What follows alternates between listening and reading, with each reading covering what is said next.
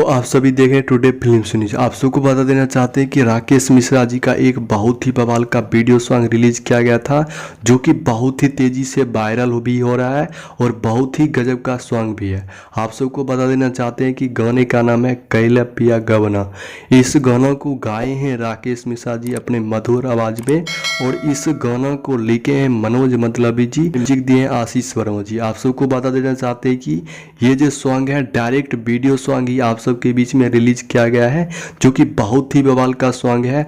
आप सब एक बार जरूर देखिएगा इस सॉन्ग को। आप सबको बता देना चाहते हैं कि ये सॉन्ग रिलीज किया गया है world wide record Bhojpuri YouTube channel पे।